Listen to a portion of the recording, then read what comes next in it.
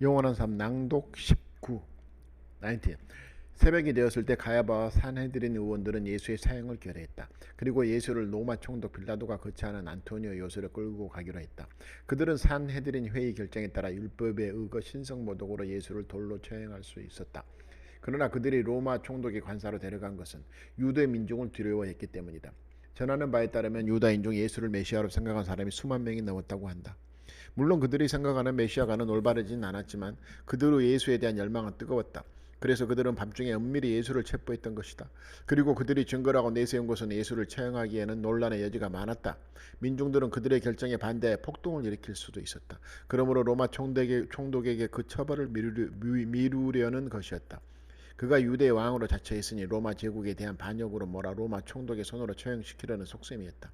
그렇게 예수가 죽는다면 민중들은 체념할 것이다. 자기 목숨도 구하지 못하는 사람이 어떻게 유대를 구할 수 있는가? 그들은 이 점을 노렸다. 그들은 로마 총독의 관사 밖에서 빌라도를 소리쳐 불렀다. 때가 유월절 직전이기 때문에 이방인들과 자리를 함께하면 유월절 음식을 먹을 수 없다. 그러려면 이미 치른 정화의식을 다시 치러야 한다. 그러므로 관사 안으로 들어가서는 안 된다고 생각한 것이다. 그들은 그렇게 미신적이고 형식에 치중하는 사람들이었다. 빌라도는 그 무렵 유대인과의 계속되는 잡음으로 난처한 입장에 있었다.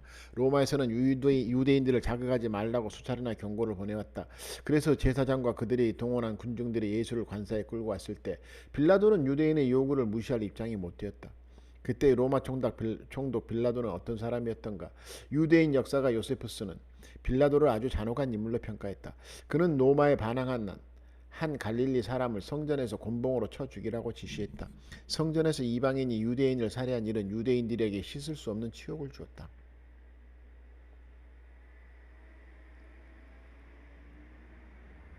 그래서 로마 황제와 친분이 있던 헤롯 안티파스 같은 사람은 티베리우스 황제에게 편지를 보내 빌라도에 대한 불만을 토로하는 일이 많았다.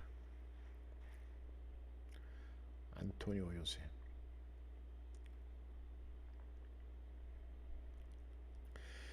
예수가 처형된 몇 년 후인 기원 36년 빌라도는 다시 사마리아인 학살 사건을 일으켰고 끝내 로마에 소환되었다. 로마 원로원은 그를 변방인 지금의 프랑스 론 지방으로 자천시켰다. 빌라도는 그곳에서 예수를 처형하는 판결을 내린 일과 예수가 죽던 비극적인 순간을 잊지 못해 괴로워하다가 자살했다고 요세푸스는 기록했다. 그런데 터키의 성소피아 성당에 예수의 체포와 신문 처형에 대해서 황제에게 보내는 본디오 빌라도의 보고서라는 문서가 보관되어 있다. 터키 성소피아 성당에 이 문서는 제목 그대로 예수의 체포에서 처형에 이르기까지 과정을 빌라도가 상세히 기록하여 티베리우스 황제에게 보고한 내용이다. 유대는 서기 74년 완전히 멸망했다. 1세기 유대 역사를 기록한 사람은 요세푸스 한 사람뿐이었는데 그는 예수에 대해 거의 기록을 남기지 않았다. 그는 그리스도교인이 아니었으며 나중에 로마에 귀화하여 이름까지 요셉에서 요세푸스라는 로마식으로 고친 사람이다. 그러므로 이 보고서는 당시의 상황을 그리스도교인이 아닌 제3자의 눈으로 기록한 귀한 자료라 할 수 있다. 이 문서를 보면 본디오 빌라도는 요세푸스가 묘사한 것과 사뭇 다르다. 로마가 중시한 식민지 유대의 총독이 그렇게 단순한 인물일 수는 없었던 것이다.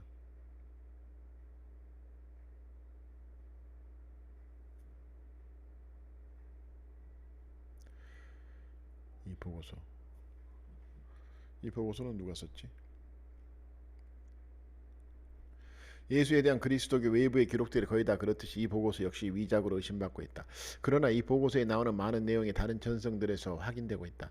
그 전성을 토대로 이 보고서를 꾸몄다고 하는 사람도 있을 것이다. 필자가 이 기록을 인정하는 이유는 무엇보다도 이 보고서에는 복음서를 진지하게 읽은 사람이란 부인할 수 없는 예수의 음성이 들어있기 때문이다. 예수의 음성이 듣고 싶어요. 어떤 과정을 거쳐서 이 보고서가 작성되었던 예수가 한 진리의 말만은 꾸며낼 수 없기 때문이다.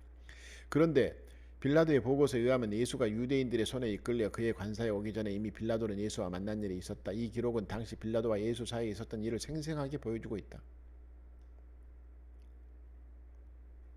본디오 빌라도의 보고서, 본디오 빌라도의 보고서. 빌라도의 보고서. 이 보고서에 의하면 로마는 아주 적은 수의 군사만 유대에 파견해 놓고 있었다. 그의 회하에 백부장 한 명과 그의 부하들만 있었으니 만일 유대인의 반란이라도 일어난다면 그 인원으로는 진압이 불가능했다.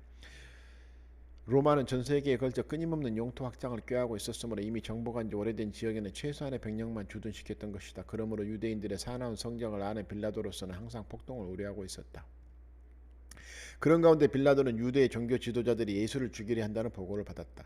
사실 예수는 지금 우리가 생각하는 것보다 훨씬 더 세계적으로 알려진 인물이었다. 알렉산더 왕이 디오게네스와 같은 철학자를 존중했듯이 로마도 문명국이었던지라 존경할 만한 정신적 스승은 우대해 왔다. 당시 로마 황제 티베리우스는 예수가 범상한 인물이 아니라는 것을 소문을 들어 알고 있었다. 그래서 푸블리우스에게 그에 대해 조사해 보고하라 했던 것이다. 빌라도는 예수가 팔레스타인 각지를 다니며 기적을 행하고 가르침을 펼치는 행적을 보고받았지만 로마의 총독으로서 언론의 제가를 받아 그 행동을 묵인해왔다. 그는 국내외적으로 많은 사람들에게 존경받는 예수와 같은 정신적 스승이 자기가 통치하는 지역에서 죄 없이 희생되는 것은 좋지 않다고 여겼다. 그렇다고 유대 지도자들과의 충돌을 원치도 않았다. 그래서 예수가 예루살렘에 머물고 있을 때 그를 자기 관사로 불렀다. 다음은 빌라도의 보고서에 빌라도가 예수를 만나는 장면이다. 폭동을 진압하기에는 우리의 군사력이 너무나 미약했습니다. 그러나 힘없이 물러난 총독의 체면을 손상시키기보다는 차라리 조용히 예루살렘의 평안을 되찾는 방안을 택하기로 했습니다. 저는 예수에게 편지를 써서 제 관사에서 만날 것을 청했습니다. 예수가 왔습니다. 황제께서는 제가 로마인의 피에 스페인 혈통이 섞인 사람으로 두려움 따위에 유약한 성정을 모르는 사람임을 잘 아실 것입니다. 그 나사렛 사람이 모습을 나타냈을 때 저는 적편실에 서 있었습니다. 그런데 갑자기 제 다리를 쇳덩이로 된 손으로 대리석 바닥에 붙여 놓은 듯 꼼짝도 할 수 없었습니다. 그 나사렛 젊은이는 아무렇지도 않게 조용히 서 있었지만 저는 마치 죄인처럼 사지를 떨고 있었습니다. 비록 그는 한마디 말도 않았지만 제 앞에 다가서는 것만으로도 마치 내가 여기 왔소이다라고 말하는 것 같았습니다. 한참 동안 저는 이 비범한 사람을 존경과 두려움으로 응시했습니다. 그는 모든 신과 영웅을 그린 화가들이 아직 한 번도 그려낸 적이 없는 유형의 사람이었습니다. 저는 너무나 두렵고 떨려서 그에게 접근할 수 없었습니다. 한참 후에야 저는 말문을 열었습니다. 예수여, 지난 3년간 나는 그대에게 연설할 자유를 허락하였소. 나는 그 일에 대해서 후회는 하지 않소. 그대의 말은 현자의 말이기 때문이요. 그대가 소크라테스나 플라톤을 읽어보았는지 모르지만 내가 알기에 그대의 설교는 그들 철학자들의 설교를 능가하오. 그대의 설교는 명확하고 장엄하오. 황제께서도 그대에 대해 알고 계시오. 그들은 내가 그대의 자유를 허락한다고 로마 정부에 고소하려 하고 있어. 그러므로 그대는 설교할 때 그들에게 좀 더 신중하고 온화한 말을 사용해서 그들의 자존심을 더 이상 상하지 않도록 할 필요가 있어. 이것은 명령이 아니라 부탁이니 만일 그들이 어리석은 군중들을 충동해서 그들을 해하려 할 때 내가 법의 도구가 되지 않도록 해달라는 것이오. 제 말을 듣고 그가 조용히 입을 열었습니다. 땅의 군주여, 그대의 말은 참된 지식에서 나온 말이 아니오. 경류에게 산골짜기에 머물러 있으라고 명령해 보시오. 그러면 계곡의 나무들은 뿌리채 뽑혀나갈 것이오. 그 급류는 자연의 창조주의 법칙에 순종한다고 그대에게 말할 것이오. 하나님 한 분만이 그 급류가 어디로 갈지 아시오. 진실로 그대에게 말하노니 샤론의 장미가 피기 전에 정의의 피가 흘러내릴 것이오. 6월절 이전에 자신이 죽을 것임을 예언하고 있다. 저는 그 말에 깊은 감동을 받고 말했습니다. 당신의 피는 흐르지 않을 것이요. 당신의 지혜는 거칠고 오만한 바리새인들보다 값진 것이요. 그들은 악한 계획을 꾸며내기 위해 양의 가죽을 뒤집어 쓴 티베르 강의 여우임을 자신들도 모르고 있어. 로마 총독의 관사는 밤낮을 가리지 않고 그대의 도피처로 제공될 것이요. 그러나 예수는 관심 없다는 듯이 고개를 저으며 근엄하고도 숭고한 미소를 띠며 말했습니다. 때가 이르면 그때에는 땅 위 아래 어디에도 사람의 아들을 위한 도피처는 없소. 정의의 도피처는 저기에 있어 하면서 하늘을 가리키는 것이었습니다. 예언자들의 책에 기록된 것은 모두 이루어져야 하오. 젊은이여, 저는 부드러운 말투로 말했습니다. 그대는 나의 요청을 신중히 받아들여야 하오. 나의 통치 하에 있는 지방의 안전을 위해서 필요한 일이오. 앞으로 설교할 때 좀 더 온건한 태도를 취해 주시오. 와주어서 고맙소. 잘 가시오. 땅에 군주하고 예수가 입을 열었습니다. 나는 이 세상의 전쟁을 일으키러 온 것이 아니라 평화와 사랑과 자비를 주려고 왔소. 나는 카이사르 아우구스투스가 로마 세계에 평화를 주던 바로 그날 태어났소. 아우구스투스가 로마 체제를 확립할 때가 기원전 6년이다. 핍박은 나에게서 나오지 않소. 나는 다른 사람의 핍박을 받게 될 것이요. 나는 내게 길을 보여주신 아버지의 뜻에 따라 그 핍박을 감수하게 될 것이요. 그대의 사리 분별과 지각은 훌륭하나 이 지상에 속하니 내게 아무런 의미가 없소. 성막의 희생 제물을 잡아놓는 일인 그대의 권력에 속하지 않소. 이렇게 말한 후 그는 마치 투명한 영혼처럼 접견실 휘장 뒤로 사라져갔습니다. 저는 그 젊은이 앞에서 어찌할 바를 모르던 중압감에서 해방되어 안도의 한숨을 쉬었습니다. 확실히 여기에 나오는 예수의 말은 그와 같은 영성을 지니지 않은 누군가가 쉽게 꾸며낼 수 있는 것이 아니다. 예수를 성경 밖에서 만나는 것은 마치 생각지도 않은 곳에서 부모를 만난 것 같은 느낌을 준다. 그것은 그리움과 반가움을 동반한다. 그는 언제 어디서나 한결같은 사람이었던 것이다. 드디어 십자가에 못 박히다. 33. 빌라도는 관사 밖에서 소란이 일어나는 것을 보고 관사문 밖에 몰려든 군중에게로 갔다. 제사장들은 자기들 무리와 돈을 주고 동원한 사람들로 관사 주변을 가득 메우게 했다. 빌라도는 끝내 예수가 잡혀온 것을 보고 무거운 마음으로 물어보았다. 당신들은 무슨 제목으로 이 사람을 잡아왔소? 이 자는 나라를 전복시키려고 했소. 그는 카이사르에게 세를 바치는 것을 반대했고 자기가 자칭 그리스도라고 했소. 그 말은 자기가 왕이란 뜻이오. 빌라도는 결국 예수가 자기 목숨을 버리려고 한다면 자기는 연루되지 않았으면 했다. 그래서 그렇다면 그를 데리고 가서 그대들의 법에 따라 다스리시오 하고 말했다. 그러나 그들은 말했다. 우리는 그를 처형할 권한이 없어. 이 말은 거짓이었다. 그들의 주장에 의하면 모세율법에 따라 신성모독으로 돌로 쳐 죽일 수도 있었다. 그러나 그들은 명백한 증거를 갖고 있지 못해서 유대 민중들이 동의하지 않을 줄 알았다. 그러므로 로마 법에 따라 반역죄로 십자가형에 처하길 바랬다. 그래야 이스라엘 민중이 체념하고 말 것이다. 그렇지 않으면 자기들에 대한 폭동이 일어날 수 있었다. 예수는 이것을 알았기에 자기가 높이 들여 올려질 것이라고 여러 차례 말해왔던 것이다. 예수의 처형을 요구하는 그들의 목소리가 갈수록 높아지자 빌라도는 하는 수 없이 예수를 불러들여서 물어보았다. 그대가 이스라엘 왕이라고 했다는 말이 사실이요? 그러자 예수가 반문했다. 그대는 정말 그렇게 생각하시오? 빌라도는 말했다. 나는 유대인이 아니요. 그대의 민족과 그대 나라의 제사장들이 그렇게 말하고 있지 않소. 그러니 내가 물을 수밖에 없지 않소. 그러자 예수는 대답했다. 나는 왕국에 대하여 말해왔소. 그러나 그 왕국은 이 세상의 왕국이 아니요. 내가 만일 이 세상의 왕이라면 내 신하들이 내가 체포되도록 그냥 두지 않았을 것이요.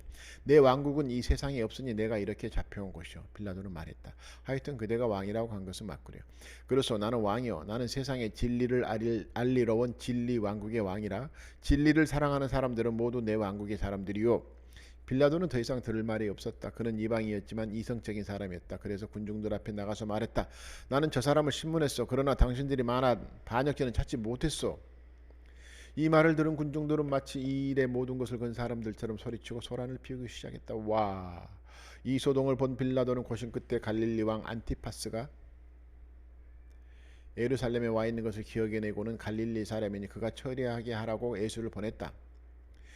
군중들은 로마가 임명한 헤롯이 그를 죽여도 좋을 것이라고 생각하여 그를 헤롯에게 끌고 갔다. 헤롯은 전부터 예수를 만나고 싶어 했던 인물이다.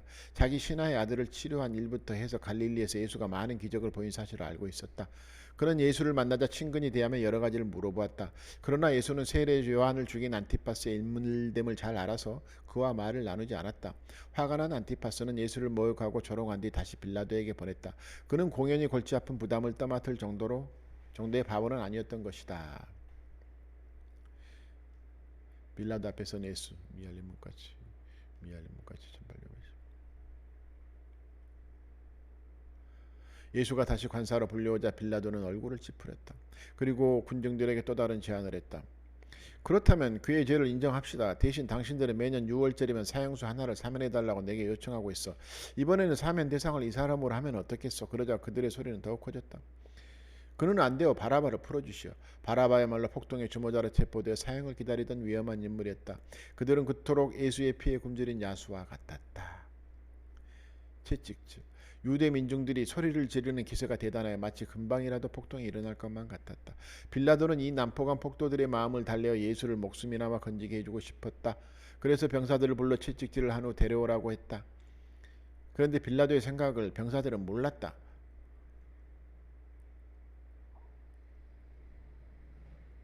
그래서 자신의 운명을 받아들이기 위하여 모든 저항을 포기한 이 희생양을 마음껏 유린했다. 고대의 채찍질은 상상을 초월할 만큼 매서워서 몸이 약한 사람은 채찍질을 맞다 숨을 거는 경우가 많았다. 예수를 매질한 당시 채찍은 나무 손잡이에 가죽끈이 달려 있었다. 그 끝에는 양의 뼈와 쇠공이 박혀 있었다. 채찍을 맞는 사람은 발가벗긴 채로 나무 기둥에 두 팔을 메인 채 매를 맞았는데 병사들 두 명이 양쪽에서 번갈아 가며 등과 허리를 거쳐 다리까지 조금의 여백도 남기지 않고 때렸다. 이 채찍질에 대한 신체 손상에 대해 의사들은 이렇게 말한다. 이 채찍의 쇠공은 강한 타박성을 입히고 가죽끈에 묶인 양뼈는 피부를 찢고 피하 조직을 파고 들어간다. 채찍질이 이어지면 뼈에 붙은 근육이 파괴되고 피부는 갈갈이 찢겨져 많은 피가 흐른다. 이 통증과 출혈은 매우 심각해서 생명을 위협할 정도의 쇼크를 준다. 예수에 대한 매질은 매우 무척 혹독했단다. 병사들은 매질만 무자비하게 한 것이 아니라 그가 왕이라고 했다는 말을 듣고 조롱하기 위해 가시나무로 만든 관을 머리에 씌웠다. 그래서 연약한 머리 피부에서 많은 피가 흘렀다. 그리고 나무 막대기를 홀이라 손에 들려주고 붉은 천을 왕의 옷이라 입히고는 등을 찢어 상처가 드러나게 했다. 뿐만 아니라 얼굴에 침을 뱉고 주먹으로 마구 때려 멍을 입혔다. 헤롯의 병사가 한 일이라고 한다. 그야말로 만행을 저지른 것이다. 예수는 아주 건강한 사람이었지만 채찍질로 찢겨진 상처, 과다 출혈, 굶주림과 갈증, 밤새 계속된 사람들의 학대로 극한의 쇠약 상태에 빠졌다. 그러나 예수는 죽은 사람도 살리는 능력을 자기 몸에는 전혀 쓰지 않았다. 빌라도는 예수가 끌려오자 그 처참한 모습에 깜짝 놀랐다. 자기가 생각했던 것과는 딴판이었던 것이다.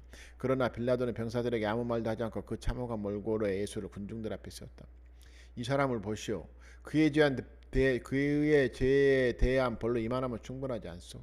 그러나 그것은 군중들에게 아무 소용도 없었다. 그들에게 예수는 죽어야 할 사람일 뿐이었다. 그들은 마치 피에 굶주린 짐승들처럼 악을 썼다. 안되오, 십자가형에 처하시오, 십자가에 매다시오. 빌라도는 여기서 물러나면 안 될 것 같아 맞서서 소리쳤다. 그렇다면 당신들이 데려가 십자가에 매달라. 나는 그를 처형할 아무런 이유가 없다. 그자는 자기가 하나님의 아들이라고 했어. 그러니 사형시켜야 하오. 빌라도는 이 말을 듣고는 예수에게 다시 묻지 않을 수 없었다. 신의 아들은 카이사르뿐인 것이다. 그대가 신의 아들이라고 말했어. 예수는 아무 말도 하지 않았다. 그러자 빌라도가 다시 말했다. 왜 말도 하지 않는 거요? 내게 그대를 풀어줄 권한도 있고 처형할 권한도 있는 것을 모르오.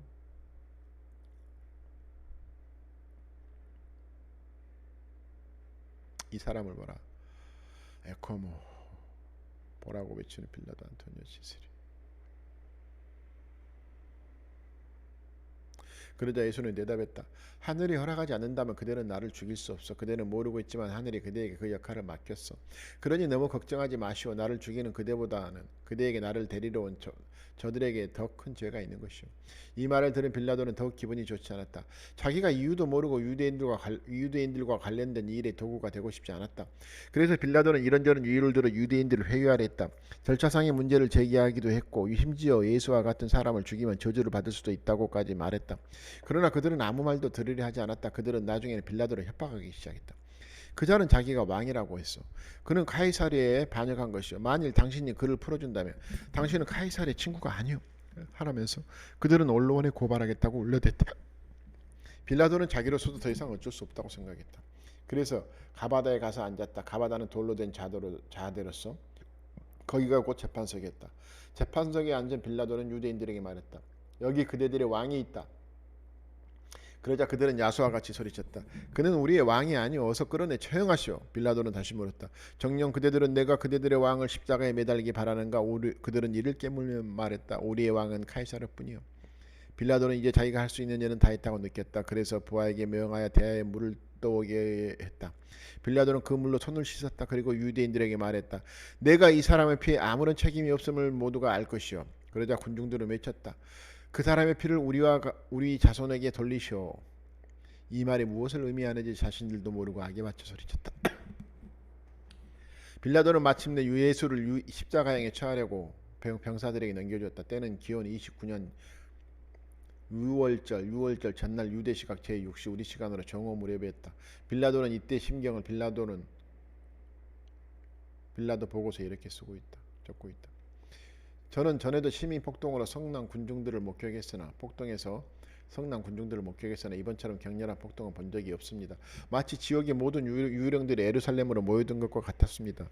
저는 대화를 가져오라고 하여 소란을 피우는 군중들 앞에서 제 손을 씻음으로써 나사렛 예수를 죽이는데 저는 아무런 책임이 없음을 보여주었습니다.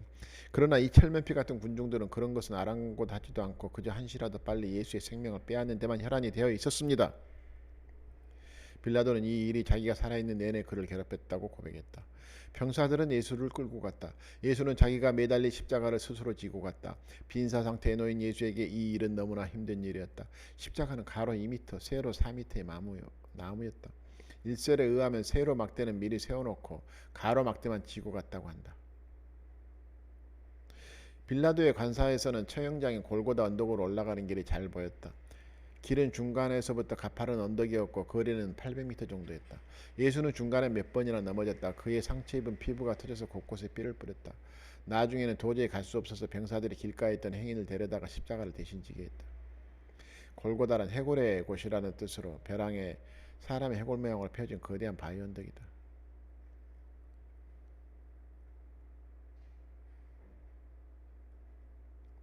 간신히 언덕에 올라온 예수는 십자가 위에 눕혀졌다. 보통 십자가형은 끈으로 메어단다. 그러나 더 큰 괴로움을 주려고 할 경우에 못으로 받기도 한다. 악의에 찬 바리새인들은 예수에게 더 큰 고통을 주기 위해 못을 준비하고 병사들에게 주었다.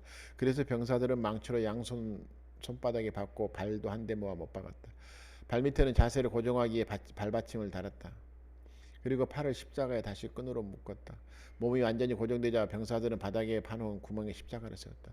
십자가를 세웠던 이 구멍은 지금도 남아있어 당시의 상황을 말해준다. 십자가에 못 박힌 예수의 손과 발에서는 피가 솟구쳐 흘렀고 조금 지나자 금세 상처가 부어올라 염증이 생기기 시작했다. 온몸에 열이 나고 있었다. 십자가에 매달린 자세는 몸의 무게 때문에 시간이 갈수록 앞으로 처지게 되어 있다. 그러면 횡격막이 가로막혀 호흡이 곤란해 오는 것이다. 희생자는 이때 몸을 비틀며 호흡을 하려고 애를 쓴다. 그러나 예수는 손과 발에 몸이 바뀌어 마음대로 몸을 틀기도 어려웠고 채찍질로 상처난 피부가 쓸려 움직일 때마다 고통은 가중되었다. 게다가 지난 밤부터 물 한 모금 마시지 못했으니 갈증과 많은 추를 부어오르고 썩기 시작한 전신의 고열로 예수의 십자가 고통은 감히 인간의 언어로 표현할 정도를 넘어선 것이었다. 예수의 옆에도 두 사람이 더 십자가에 매달렸다. 그들은 못에 박히지 않고 끈으로만 묶였다. 십자가에는 처형되는 사람의 이름과 제목을 쓴 명패를 해 달았는데 빌라도는 예수의 십자가에 유대인의 왕 나사렛 예수라고 아람어, 라틴어, 히라보 세 가지 언어를 써붙였다. 그것은 온 세상 사람들이 모두 알아보라는 뜻이었다. 이것을 본 바리새인들은 빌라도에 가서 소리쳤다. 그는 유대인의 왕이 아니요 자칭 유대 왕이라고 한자라고 이렇게 써주시오. 그러나 빌라도는 그렇게 하면 자기 마음에 들이운 암울한 기분을 보상받기라도 할 것처럼 그것만은 단호히 거절하며 말했다. 나는 마땅히 쓸 말을 썼을 뿐이다. 예수를 십자가에 못 박은 병사들은 모두 4명이었다. 4명. 그들은 예수의 옷을 4조각으로 나누어 가졌다. 그것이 처형장의 풍습이었다. 처형장의 풍습이었다. 십자가에 매달린 사람은 속옷 한 조각도 걸치지 못한다. 예수가 입은 속옷은 당시로서는 흔하지 않은 솔기 없는 옷인데다가 직물도 훌륭해서 자르기에는 아까웠다. 그래서 그들은 그 속옷은 나누지 않고 제비뽑기를 해서 한 사람이 차지했다. 시편에 일이 예언되어 있었다. 그들은 내 겉옷은 놔두고 속옷은 제비 뽑았다. 십자가를 따라온 바리새인들은 예수의 십자가 밑에 서서 그를 조롱했다. 성전을 허물고 사흘 만에 짓기다더니 자기 몸 하나 구하지 못하나? 정말 내가 하나님의 아들이라면 어디 그 십자가에서 내려와 보라. 십자가 옆에는 예수의 어머니 이모 클로파스의 처 마리아 그리고 막달라 마리아가 이 갑자기 찾아온 비극을 넋을 잃고 바라보고 있었다. 제자 중에는 요한만이 예수의 어머니 곁에 서 있었다. 이때 예수가 어머니에게 말했다. 여인이시여 여기 이 사람이 이제 당신의 아들입니다.